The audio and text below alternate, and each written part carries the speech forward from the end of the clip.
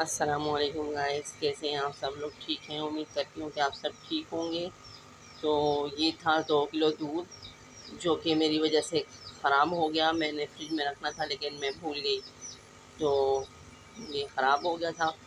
तो इसको मैंने अब जो है इसका मैं अब खोया बनाऊँगी। तो इसको मैंने काफ़ी देर से रखा हुआ है, तो ये कुछ इस तरह का हो गया है। ये देखें, पानी ये बिल्कुल फुल था, ये अब थोड़ा कम हुआ है। और और इसमें से जो पानी है वो सब ड्राई हो जाएगा और फिर हम इसमें चीनी और इलायची के 2-3 दाने इसमें डाल देंगे, तो ये मज़ेदार हमारा खोया तैयार हो जाएगा।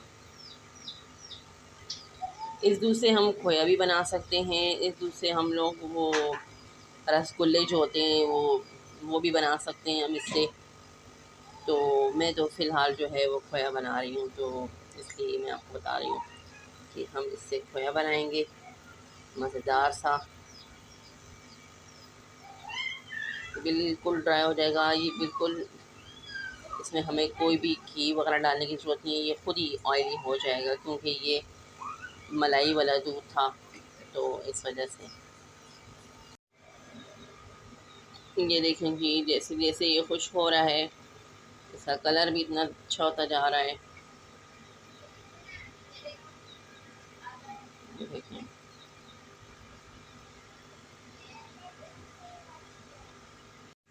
ये देखें, ये अब होने वाला है तकरीबन। अब इस पॉइंट पे हम इसमें चीनी ऐड कर देंगे।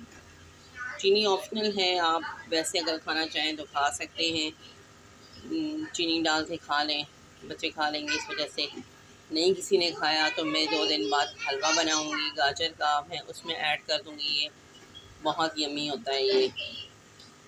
तो दूध फट जाए तो बिल्कुल परेशान नहीं होना है, तो हम उसको वैसे इस्तेमाल कर लेंगे क्योंकि पैसे ज़ाया नहीं होने देंगे। ठीक है, तो दूध फट जाए बिल्कुल परेशान ना हो, तो कुछ ना कुछ बना लें। इसमें मैं अब चीनी ऐड कर दूंगी।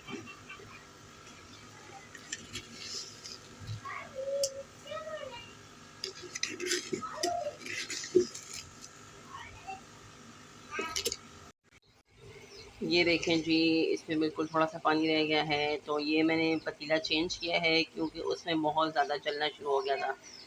ये देखें, ऐसा हो गया था, तो मैंने सोचा कि ऐसा ना हो कि उसमें से स्मेल आना शुरू हो जाए पूरे खोए में से, तो मैंने इसको नॉन स्टिक के पैन में डाल दिया है। अब ये थोड़ा सा रह गया बिल्कुल।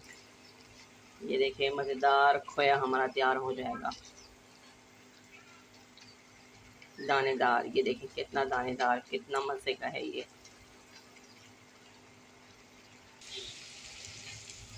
ये देखें जी, पानी बिल्कुल खुश्क होने वाला है, इसमें बस थोड़ा सा रह गया है।